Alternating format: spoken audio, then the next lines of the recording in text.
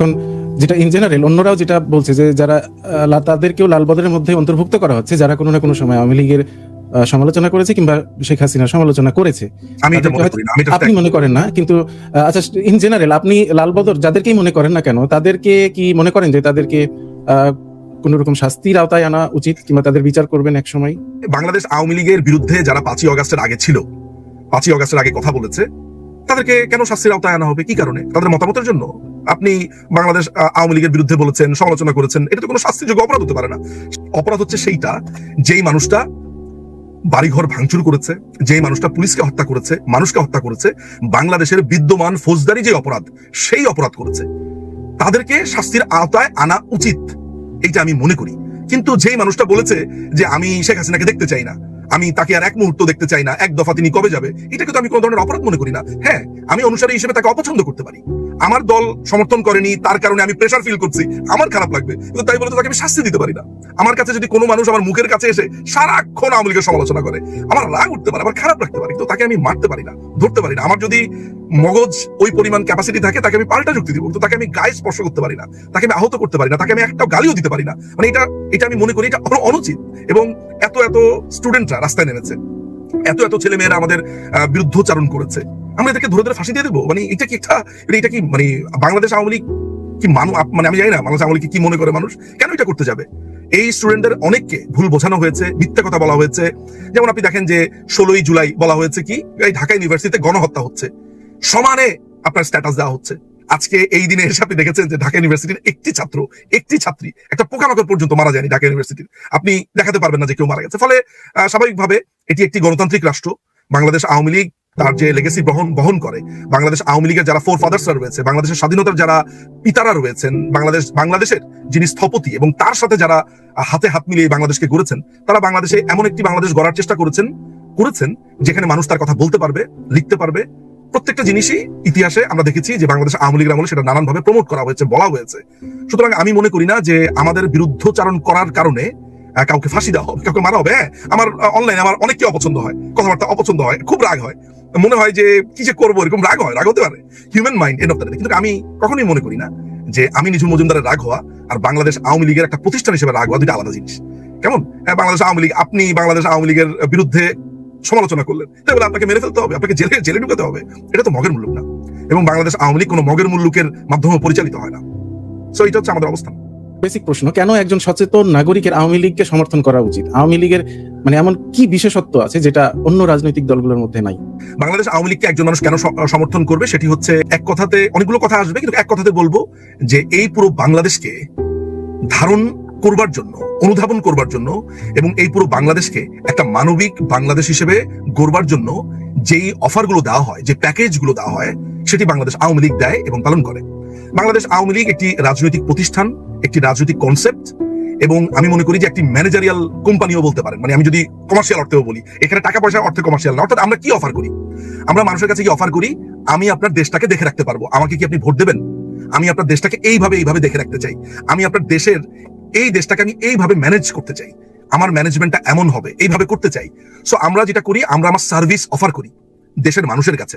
এই দেশের জনগণ হচ্ছে এই দেশের, আমিও দেশের জনগণ, কিন্তু আমি যখন একটা রাজনৈতিক প্রতিষ্ঠানের জায়গা থেকে বলি, তখন আমরা কি করি? আমরা একটা প্রোডাক্ট বিক্রি করলে কি করি? বলি আমার এই প্রোডাক্টটা, এই জিনিসটা গুণ আছে, ভালো আছে। ফলে বাংলাদেশ আওয়ামী লীগ কি চায়? বাংলাদেশ আওয়ামী লীগের 4টা মূলনীতি যদি আপনি চিন্তা করেন, সেটি আমাদের সংবিধানেরও 4টি মূলনীতি। আমাদের হচ্ছে গণতন্ত্র। আমরা মনে করি যে জনগণ তার মতামত দেবে, জনগণ তার মূল্যায়ন দেবে, জনগণ সিদ্ধান্ত নেবে সঠিক আইনি প্রক্রিয়ার মধ্য দিয়ে, এবং সেটা বাংলাদেশ আওয়ামী লীগ এনশিওর করবে। মাথায় রাখবেন, আমি শব্দটা আবারও বলেছি, যথাযথ আইনি কাঠামো প্রক্রিয়ার মধ্য দিয়ে মানুষ তার মতামত প্রকাশ করবে। 12 কোটি লোক এসে যদি বলে এইভাবে হয় না, একটা আইনি কাঠামো আছে, ওই কাঠামোর মধ্য দিয়ে জনগণ যে জায়গাতে অংশ নেবে, বাংলাদেশ আওয়ামী লীগ একটা ম্যানেজারিয়াল প্রতিষ্ঠান বা একটা রাজনৈতিক প্রতিষ্ঠান হিসেবে সেটা প্রমোট করবে, নিশ্চিত করবে মানুষ ওই ভয়েসগুলো আমরা ঠিকভাবে শুনছি, তাদের ভয়েসগুলো ঠিকভাবে শোনা হচ্ছে। 1 নাম্বার, এইটা বাংলাদেশ আওয়ামী লীগ নিশ্চিত করে। 2 নাম্বার হচ্ছে বাংলাদেশ আওয়ামী লীগ শোষিতের দল, নিপীড়িতের দল, শ্রমিকের দল। বাংলাদেশ আওয়ামী লীগ এই সারা বাংলাদেশের যে কোনো লেভেল, সে ধনী গরিব নির্বিশেষে সবার সমতাতে বিশ্বাসী, বেসিক রাইটসে বিশ্বাসী, মানবিক মূল্যবোধ, ন্যায়বোধ, এগুলোতে বিশ্বাসী। ফলে সে মনে করে যে সোশ্যালিস্ট মুভমেন্ট, সমাজতন্ত্র সোশ্যালিজম হচ্ছে আমাদের আরেকটি অংশ, যেটার মাধ্যমে আমরা সবাই সমান মোটা দাগে এই কনসেপ্টটাকে আমরা বিলি করতে পারি এবং আমরা এটা মনেও করি। 3 নম্বর হচ্ছে আমরা মনে করি যে ধর্মনিরপেক্ষতার নীতি। আমরা মনে করি যে একটি রাষ্ট্র কোনোভাবেই কোনো ধর্মকে, কোনো ব্যক্তিকে, মানে কোনো ব্যক্তি ধর্ম, মানে কোনো ব্যক্তিও যদি ধর্মের কোনো অংশ হয়ে যায় আলাদা করে তাকে ট্রিট করবে না। প্রত্যেকটা ধর্মকেই আলাদাভাবে সমানভাবে মর্যাদা দেয় এবং নিশ্চিত করে প্রত্যেকটা ধর্ম এবং চিন্তার যারা মানুষ তারা কথা বলতে পারেন আইনি প্রক্রিয়াকে অনুসরণ করে, দেশের বিদ্যমান আইন যা আছে, সংবিধান যা আছে তাকে রেসপেক্ট করে। 4th যেটা আছে সেটা হচ্ছে জাতীয়তা। এই জাতীয়তাটা বাঙালি জাতীয়তাবাদ এবং 2 রকমের জাতীয়তাবাদ এখানে আছে, দুটোরই সংমিশ্রণ বলা যেতে পারে। একটি হচ্ছে নৃতাত্ত্বিকভাবে আমার যে জাতীয়তা সেটা হচ্ছে বাঙালি, আর একটি ভৌগোলিক অবস্থান থেকে রাষ্ট্রীয় কাঠামোর মধ্য থেকে আমার যে সিটিজেনশিপ রয়েছে বাংলাদেশী। এই দুটোর যেই গর্বিত উপাদান, সেই গর্বকে ধারণ করা, এটা কোনো অহংকার না, এটা গর্ব। এই গর্বটা হচ্ছে যেমন যখন আমরা নৌকা বাইচি দেখি তখন আমরা হেইয়ো হেইয়ো বলি কেন? এটা তাকে উদ্যম দেয়। আমরা ওই মাঝখানে দাঁড়িয়ে একজন মানুষ গান গায় কেন? এটা তাকে উদ্যম দেয়, ওই গানটা তাকে স্পিরিট দেয়। সো জাতীয়তা হচ্ছে এমন একটা জিনিস, এটা মানুষের মধ্যে খুবই প্রথিত। সে তার গোত্র, ধর্ম, সম্প্রদায়, এই জিনিসগুলোর আলোকে তার অনেক চিন্তা ভাবনা বিকশিত হয়, আমরা সেগুলোকে প্রমোট করতে চাই। সো সেই জায়গা থেকে জাতীয়তা আমাদের একটা উপাদান। ফলে এই 4টা উপাদানের মিশ্রণ আমরা আমাদের জাতীয় জীবনে নানান ভাবে প্রথিত করেছি, বিকশিত করেছি বা করতে চাই। সেই কারণে আমি আর এই 4টা উপাদান বাংলাদেশের আর কোনো রাজনৈতিক দল অফার করে না। কোনো না কোনো রাজনৈতিক দল আপনাকে কোনো একটা পার্টিকুলার ধর্মীয় কাঠামোর মধ্যে নিয়ে যেতে চায়, কোনো একটা দল হাফ ধর্মীয় কাঠামো হাফ অন্য কাঠামোতে নিয়ে যেতে চায়, অনেক দল আপনাকে সাম্প্রদায়িক অবস্থানের মধ্যে নিয়ে যেতে চায়, অসম্ভব রকমের রিজিড, অসম্ভব রকমের ন্যারো ভাবনার অধিকারী আপনাকে বানাতে চায়, আপনাকে গ্লোবাল সিটিজেন বানাতে চায় না, বিকশিত করতে চায় না। বাংলাদেশ আওয়ামী লীগ ওই দলগুলো থেকে আলাদা, সে আপনাকে অনেক বেশি বিকশিত করতে চায়, আপনাকে বিকাশমান দেখতে চায়, সে কারণে আপনি আওয়ামী লীগ করবেন। কেমন হয়েছে বলে মনে হয় 2026 ইলেকশন হলো, কেমন হলো? আপনার কি মতামত? আমার মতামত তো আপনি নিশ্চয়ই জানেন, জনগণ আওয়ামী লীগের আমলের যে নির্বাচনগুলো আছে সেগুলোকে হাস্যকর পর্যায়ের বাজে ইলেকশন হিসেবে চিহ্নিত করে, যেখানে কোনো অপোজিশন। 2026 কথা বলেছি। আচ্ছা, 26 আগেও তো আরেকটা নির্বাচন হয়েছে, সেখানে একপাক্ষিক নির্বাচন আসবো, 18তেও আসবো, 14তেও আসবো, 8তেও আসবো, সব ইলেকশনে আসবো। আমি শুধু বলছি যে 26 ইলেকশনটা কেমন হয়েছে। 26 ইলেকশনটা আমার মতামত হচ্ছে যে আগের থেকে ফার বেটার। বাট ওই যে কোন জায়গাতে, মানে সেই কোন কোন জায়গাগুলোতে আপনি ফার বেটার বলছেন? একপাক্ষিক নির্বাচন হয়নি, এখানে একটা একপাক্ষিক ইলেকশন হয়নি। কিছু তো প্রতিপক্ষ ছিল আর কি, একেবারে সিলেকশন তো আর হয়ে যায়নি। হ্যাঁ, আগের বার তো সিলেকশনই হয়ে গেছে। আমি আপনার স্ট্যান্ডার্ডটা, আপনার ভাবনার স্ট্যান্ডার্ডটা বুঝতে পারলে তখন আমি আমার আর্গুমেন্টটা দিতে পারবো আর কি। ঠিক আছে, বলেন। না, আমার ভাবনার স্ট্যান্ডার্ড আপনার বোঝার দরকার নাই। আপনি দরকার নাই। আপনি কি রকম? আমি সরাসরি বলেছি যে জনগণ মনে করে এটা নিয়ে মানে বাড়িয়ে বলার কিছু নাই। জনগণ মনে করে যে জনগণ যে মনে করে, আপনি যে জনগণ মনে করে বলছেন, এই জনগণের প্রতিনিধি হিসেবে আপনি বলছেন না? আমি প্রতিনিধি হিসেবে বলছি না, এটা আমি আমি মনে করি না। মানুষের অনুভূতিগুলো প্রকাশ হয় যে জায়গাগুলোতে, সোশ্যাল মিডিয়া, পেপার, পত্রিকা, সেগুলো দেখে বলছি। আমি বলছি না আমি জনগণের কাছে যে জিজ্ঞেস করে আসছি। জনগণ সেখানে ইলেকশনের বিরুদ্ধে প্রচুর লিখেছে, এই মাগরিবের ইলেকশন নিয়ে, রাতের ইলেকশন, শব্দগুলো আসছে। আপনি কি মনে করেন যে এগুলো শুধু নিষিদ্ধ করে রাখা হয়েছে? আমরা বাই চয়েস কিন্তু আমরা ইলেকশনে যাইনি তা না, নিষিদ্ধ করে রাখা হয়েছে। বাংলাদেশের সবচাইতে বৃহৎ এবং দীর্ঘ সময়ের বয়সী রাজনৈতিক দলকে নিষিদ্ধ করে রাখা হয়েছে।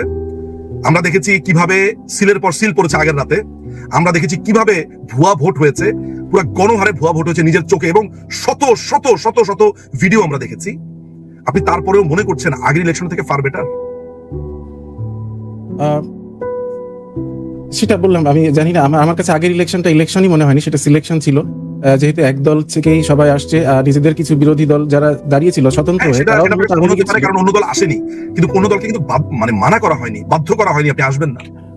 কিন্তু আপনারা তো, আমি যদি আজকে আপনার সাথে আমার টক শো ছিল, টক শোটাতে আপনি আমাকে আমন্ত্রণ করেছেন, আমাকে সময় দিয়েছেন, আগে থেকে বলে রেখেছেন। আমি যদি এই টক শোতে না আসতাম, আপনি আপনার দর্শকদের জন্য আপনি আপনার নিজের টক শোটা চালিয়ে যেতেন, কারণ আপনার কমিটমেন্ট আছে জনগণের কাছে। আপনি আপনার কথা বলে যাচ্ছেন, আপনার অনেক কথার সাথে হয়তো আমি একমত হলাম না, কিন্তু আপনি একা একা বলে গেলেন। আমি কি দাবি করতে পারি যে উনি একা একাই তো বলে গেল? এখন আপনি একা একা বলে যাবেন, এটা কি আপনি তো আমাকে বাধ্য করেন, আমি আসি নাই, তো দোষটা তো আপনাকে দিতে পারি না। আমি অংশগ্রহণ করলাম না কেন? তাহলেই তো আপনার সমস্ত কথা আমাকে মানতে হতো না। এখন তো একপাক্ষিক ভাবে আপনিই বলে যাবেন, এটাই তো নিয়ম। মানে এরপরে আপনি যদি বলেন যে আমরা তো কখনো বিএনপিকে আসতে মানা করিনি, আমরা পরিষ্কার ভাবে বলেছি যে ওরা যেটা চায় তত্ত্বাবধায়ক সরকার, সেটি আমাদের আইনে নেই, আদালত বাতিল করেছে, আমরা কিছু করিনি। এবং আমরা পর্যন্ত নিজম ভাই কিছু করেননি জানি, কিন্তু করতে তো পারতেন। বিএনপিকে আনা যদি চেষ্টা করেছি। 2014 সালে আমরা মাননীয় প্রধানমন্ত্রী শেখ হাসিনা, তিনি খালেদা জিয়াকে ফোন দিয়েছেন, তিনি বলেছেন যে আপনি হরতালটা থামান, যে হরতালটা আপনি দিয়েছেন আমরা একসাথে বসি, আপনার দরকার হলে আমরা সর্বদলীয় একটা ঐক্য পরিষদ করব, আপনার পার্টি থেকে সেখানে উপদেষ্টা থাকবে, আমার পার্টি থেকে থাকবে, রেশিও অনুযায়ী বাংলাদেশের অন্যান্য যারা পলিটিক্যাল পার্টি আছে তাদের একসাথে বসে আমরা একটা জাতীয় সরকারের মতো বানাই, ওই সরকারটা নির্বাচন পরিচালনা করবে। কেন করবে? কারণ তত্ত্বাবধায়ক সরকার সিস্টেমটা আদালত উঠিয়ে দিয়েছে, আমাদের কিছু করার নাই। খালেদা জিয়া ফোনের মধ্যে দেখেছেন মাননীয় প্রধানমন্ত্রীর সাথে কিরকম দুর্ব্যবহার করেছেন, তিনি বলেছেন যে না আমি কোনো হরতাল বন্ধ করবো না, আলোচনাও করবো না, আপনি আমার একটাই কথা, তত্ত্বাবধায়ক সরকার লাগবে। তো এরপরে মাননীয় প্রধানমন্ত্রী কি করতে পারে? যেই মানুষটার পুত্র তাকে গ্রেনেড হামলা করে মেরে ফেলতে চেয়েছে, যেই বিএনপি তত্ত্বাবধায়ক সরকারকে নস্যাৎ করে দিয়েছে। আপনি তত্ত্বাবধায়ক সরকার কিভাবে নস্যাৎ হয়েছে আপনি জানেন? আমি আপনাকে একটা উদাহরণ দিই। আপনি মনে করেন যে আমি আপনাকে উদাহরণ দিই, সেটা হচ্ছে এমন যে আমি আপনার বাড়ি পুড়িয়ে দিলাম, বাড়ি পুড়িয়ে দিয়ে আমি এখন বলছি কেন ওই বাড়িতে আমিও থাকতাম, এখন আমি বলছি যে আপনি আমার থাকার জায়গা দেন না, ঘ্যান ঘ্যান শুরু করলাম। জিনিসটা কেমন শোনা যায়? বিএনপি আপনার কথা মাধ্যমে আমার ওই কথাটা রোমন্থন হচ্ছে যে আমার কাছে ওরকম শোনা যাচ্ছে যে একটা তত্ত্বাবধায়ক সরকার সিস্টেম ছিল আমাদের, যেহেতু পলিটিক্যাল পার্টিগুলো ঐক্যমত্যে আসতে পারছে না, ফলে এটা অগণতান্ত্রিক হলেও এটা কমপ্লিটলি আমাদের বেসিক স্ট্রাকচার অফ দ্য কনস্টিটিউশনের বাইরে গেলেও আমাদের বাঁচার স্বার্থে একটা নিয়ম করা হয়েছিল 1996 সালের 1 নম্বর আইন। সেটি কি? সেটি হচ্ছে যে কোনো পলিটিক্যাল পার্টি 5 বছর মেয়াদে ক্ষমতায় থাকবার পর তারা ক্ষমতা হস্তান্তর করবে সর্বশেষ অ্যাপিলেট ডিভিশনের প্রধান বিচারপতি যিনি অবসর নিয়েছেন তার কাছে, তিনিই হবেন তত্ত্বাবধায়ক সরকারের প্রধান উপদেষ্টা। এটা ছিল নিয়ম। তিনি যেই হোক না কেন তার কাছেই ক্ষমতা হস্তান্তর করা হবে। ভালো কথা, বাংলাদেশ আওয়ামী লীগ 2001 সালে তারা ক্ষমতা হস্তান্তর করে এই বাংলাদেশে একমাত্র প্রথমবারের মতো একটি দল যারা ক্ষমতা হস্তান্তর করেছে শান্তিপূর্ণভাবে। এবং জানেন যে 2001 ইলেকশনের পরে বিএনপি কি করেছে? বিএনপি যখন মেয়াদ শেষ হবে তখন বিএনপি ক্ষমতা গেল 2001 সালে, অক্টোবরের 2 তারিখ ইলেকশন হয়েছে 2001-এর। তারা 2004-এর মাঝামাঝি জুন বা জুলাইতে তারা সংবিধানে একটা সংশোধনী আনলো, এটা মনে হয় 13তম সংবিধান সংশোধনী আনলো। তারা কি আনলো? সংবিধান সংশোধনী। তারা করলো কি? বিচারপতিদের বয়স 2 বছর বাড়িয়ে দিল। কেন 2 বছর বাড়িয়ে দিল? এই কারণে বাড়িয়ে দিল কারণ বিচারপতি KM হাসান তিনি সর্বশেষ অবসর নিয়েছেন। এখন তাকে কিভাবে রেখে দেওয়া যায়? কারণ তিনিই হবেন তিনি যদি থেকে যেতে পারেন লাস্ট অবসর নেওয়া বিচারপতি, তাহলে তিনিই হবেন তত্ত্বাবধায়ক সরকারের উপদেষ্টা। কিন্তু KM হাসানের পরে বিচারপতি রুহুল আমিন, তার আপনার অবসর নেওয়ার কথা ছিল। তো তিনি যাতে অবসর নিতে না পারেন এই জন্য তার চাকরির মেয়াদ আরো 2 বছর বাড়িয়ে দিল। ফলে বিচারপতি রুহুল আমিন আরো 2 বছর চাকরি করবে, তাহলে শেষ বিচারপতি থেকে যাবে হচ্ছে KM হাসান। তো KM হাসানকে রাখার জন্য বিএনপির এই চেষ্টাটা কেন? কারণ KM হাসান বিএনপির আন্তর্জাতিক বিষয়ক সম্পাদক ছিলেন। আওয়ামী লীগ কিন্তু তাও মেনে নিত যদি এটা ন্যাচারালি হতো, কিন্তু আপনি যখন একটা ন্যাচারাল জিনিসকে বাধা দিয়ে আপনার স্বার্থে করলেন, সেই কারণে আওয়ামী লীগ তখন আন্দোলন করেছে যে আপনি তো এটা পার্সিয়ালিটি করলেন আমাদের মধ্যে। কারণ শোনেন একটা কথা বলি, ইতিমধ্যে তত্ত্বাবধায়ক সরকারটা ছিল আমার গলাতে একটা ছুরি ধরার মতো, আমি এদিক সেদিক করলে আমার গলা কেটে যাবে।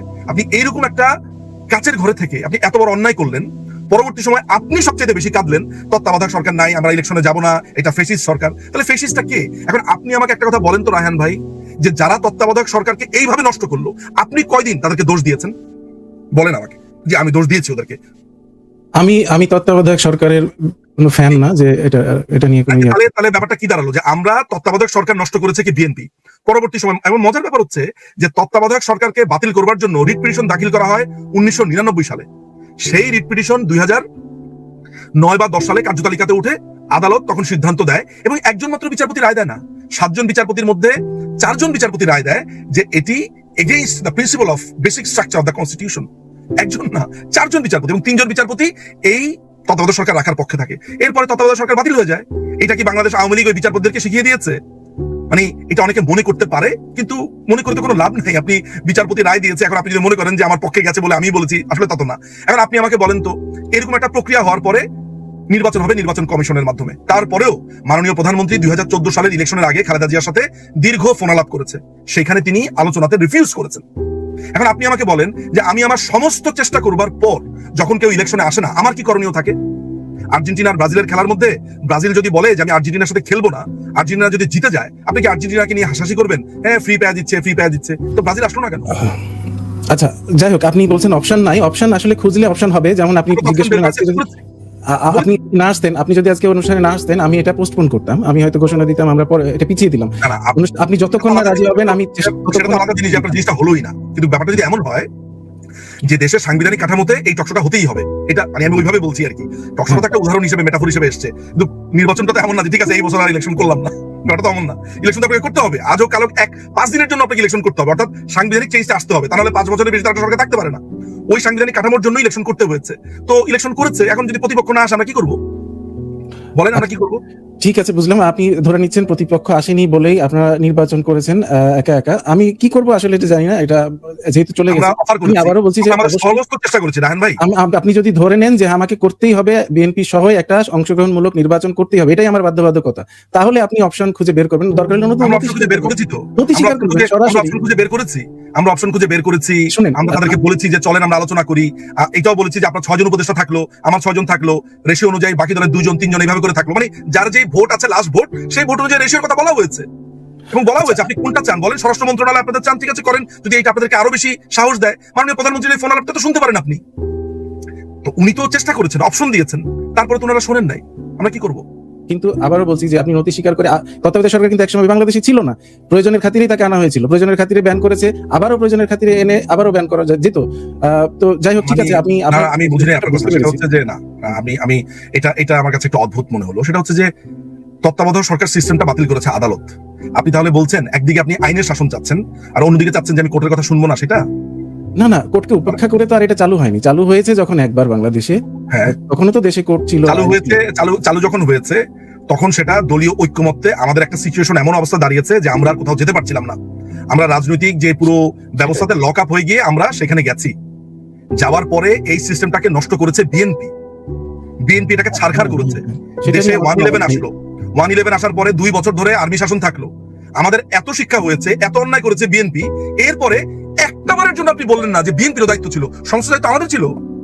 না, বিএনপির দায়িত্ব ছিল ডেফিনেটলি। একবার বলছেন না যে ইয়েস বিএনপির রেসপন্সিবিলিটি নেওয়া উচিত ছিল, আপনি বারবার বলছেন আমার রেসপন্সিবিলিটি নেওয়া দরকার ছিল। কারণ হলো আমার এখানে বিএনপির পক্ষের লোক নেই, তাকে আমি বলবো ডেফিনেটলি বিএনপির কোনো অবহেলা ছিল। বিএনপির ওই আপনি বলবেন না বিএনপির পক্ষের লোক না থাকতে পারে, এখানে তো রাজাকারের পক্ষের লোক নেই, আপনি রাজাকারের পক্ষের লোক হয়ে রাজাকারের পক্ষে কথা বলবেন? না, এখানে ধরেন আমরা এই যে আমি একটু আগে চিলির কথা বললাম, চিলির আলেনদের কথা বললাম, তো পিনোশে তো এখানে উপস্থিত নাই, তো আপনি পিনোশের পক্ষে বলেন একটু শুনি। আমি আপনাকে এমন দাঁড়ায় যে যাদের পক্ষেই আমার কথা বলতে হবে তাদের একটা করে রিপ্রেজেন্টেটিভ থাকতে হবে, নট নেসেসারিলি। আমি বলছি এই কারণে যে বিএনপি তত্ত্বাবধায়ক সরকারকে পুরো নষ্ট করেছে। আপনি তাদেরকে একটাবারের জন্য বললেন না ওকে যে তাই তো এই পদ্ধতি এই করেছে, আপনি বারবারই ঠেলে বলছেন তারপরেও, মানে হচ্ছে যে এরকম যে সমস্ত দায় আওয়ামী লীগ তার কাঁধে চেপে বসে আছে। আওয়ামী লীগের দায়ের কথাটা আমি আপনাকে বলি, 1971 সালের পরে রাজাকারদের বিচার করবে আওয়ামী লীগ। দেশ গড়তে হবে কার? আওয়ামী লীগ। তার আগে যাই, দেশ স্বাধীন করতে হবে কে? আওয়ামী লীগ। দেশকে ইয়া আইয়ুবের কাছ থেকে রক্ষা করতে হবে কাকে? আওয়ামী লীগ। 1975 সালে আপনি সেই আওয়ামী লীগকে শেষ করে দিলেন। এরপরে এরশাদের বিরুদ্ধে আন্দোলন করতে হবে কার? আওয়ামী লীগ। এরপরে ওই সময়টাতে খালেদ মোশাররফকে হত্যা করা হয়েছে, এটিএম হায়দারকে হত্যা করা হয়েছে, তার বিচার করতে হবে কে? আওয়ামী লীগ আমলে সেই বিচার শুরু হয়েছে। কর্নেল তাহেরের বিচার মেরে ফেলেছে জিয়াউর রহমান, সেটার বিচার শুরু হয়েছে আওয়ামী লীগের আমলে। 2500-2000 সেনাবাহিনীর সদস্যদেরকে জিয়াউর রহমান হত্যা করেছে, সেটার ক্ষতিপূরণের জন্য আওয়ামী লীগ আমলে রিট দায়ের করা হয়েছে। যুদ্ধাপরাধীদের বিচার আওয়ামী লীগ আমলে। আপনার বঙ্গবন্ধু হত্যাকাণ্ডের বিচার আওয়ামী লীগের আমলে, জাতীয় চার নেতার হত্যাকাণ্ডের বিচার আওয়ামী লীগের আমলে, গ্রেনেড হামলার বিচার আওয়ামী লীগের আমলে, জঙ্গি হামলার বিচার আওয়ামী লীগের আমলে।